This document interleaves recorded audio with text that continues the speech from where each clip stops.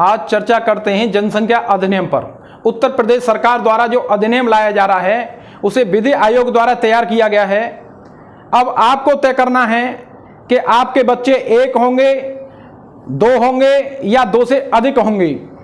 चूंकि जनसंख्या अत्यधिक बढ़ रही है, उत्तर प्रदेश में भारी जनसंख्या के दबाव के कारण लोगों को बुनियादी सुविधाएं, शिक्षा, रोजगार, आवासीय सुविधा, बिजली की सुविधा इत्यादि सुविधाएं नहीं मिल रही हैं, जिसके कारण उत्तर प्रदेश सरकार द्वारा विधि आयोग से मसौदा तैयार कराया गया है कि जनसंख्या नियंत्रण स्थिर करने के लिए क्या प्रावधान रहने चाहिए। इस संबंध में आयोग द्वारा मसौदा तैयार किया है जो जल्द ही कानून बनने वाला है। 2 बच्चे के संबंध में अगर सरकारी कर्मचारी है जो उसके 2 बच्चे के मापदंड का अनुपालन करता है और वो व्यक्ति स्वेच्छा से अपनी नसबंदी कराते हैं तो उन्हें सरकारी लाभ और कल्याणकारी योजनाओं के साथ इंक्रीमेंट और अन्य सुविधाएं जो हैं सारी दी जाएंगी।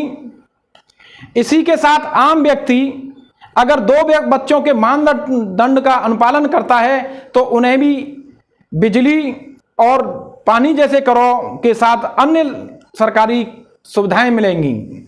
लेकिन अगर सरकारी कर्मचारी व अन्य व्यक्ति द्वारा 1 बच्चे के मानदंड को अपनाया जाता है और स्वेच्छा से वो अपनी नसबंदी कराते हैं तो उन्हें इन जो सुविधाएं, जो 2 बच्चों के संबंध में जो सुविधाएं हैं उनके अतिरिक्त अन्य सुविधाएं भी मिलेंगी, जैसे फ्री स्वास्थ्य सेवाएं एवं 20 साल तक बच्चे को बीमा कवर मिलेगा।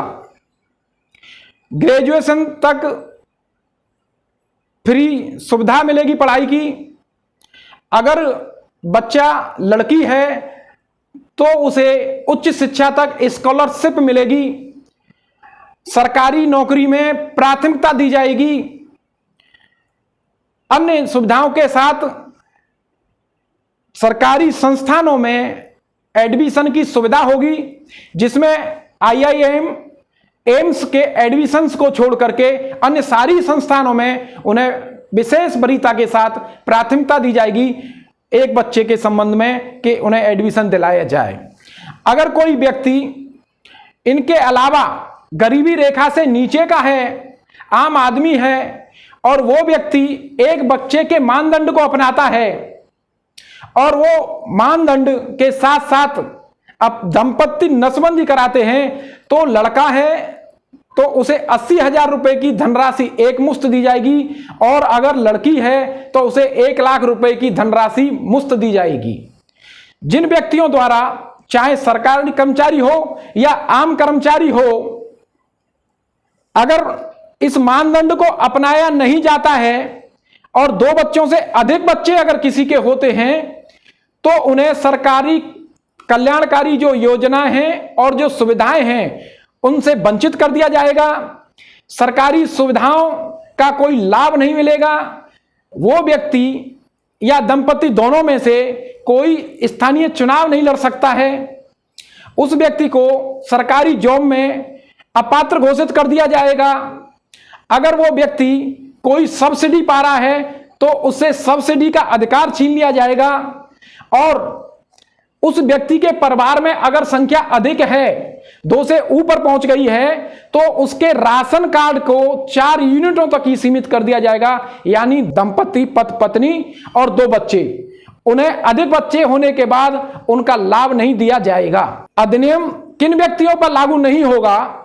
यह अधिनियम उन व्यक्तियों पर लागू नहीं होगा जो पहली गर्भावस्था में 1 बच्चा है और दूसरी गर्भावस्था में अगर 2 बच्चे हो जाते हैं, जुड़वा होते हैं या 2 से अधिक होते हैं, तो उन्हें इस अधिनियम का वायोलेशन नहीं माना जाएगा। कोई व्यक्ति अगर दत्तक ग्रहण कर रहा है, बच्चे को गोद ले लेता है, तो यह माना जाएगा कि उसने इस अधिनियम का उल्लंघन नहीं किया जाता है। अगर कोई दंपति जिसके प्रथम बच्चा विकलांग है, द्वितीय बच्चा विकलांग है और वो बच्चा होने के बाद दूसरा गर्भाधान होता है, तो अगर जुड़वा बच्चे हो जाते हैं तो इस अधिनियम का उल्लंघन नहीं माना जाएगा।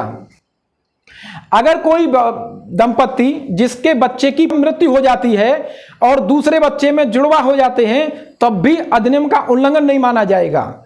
ऐसी स्थिति में इस अधिनियम के लागू होने के बाद 1 साल तक अगर किसी व्यक्ति के 2 बच्चे हैं और इस अधिनियम के 1 साल के भीतर अगर एक बच्चा अगर हो जाता है तो ये अधिनियम उस पर लागू नहीं होगा, क्योंकि ये सारी सुविधाएं आम आदमी सरकारी आदमी को दी गई हैं। इसमें थोड़ा बहुत अंतर सरकारी और आम आदमी में किया है, लेकिन जो अधिकतर ठीक सुविधाएं हैं वो दोनों को बराबर दी गई हैं।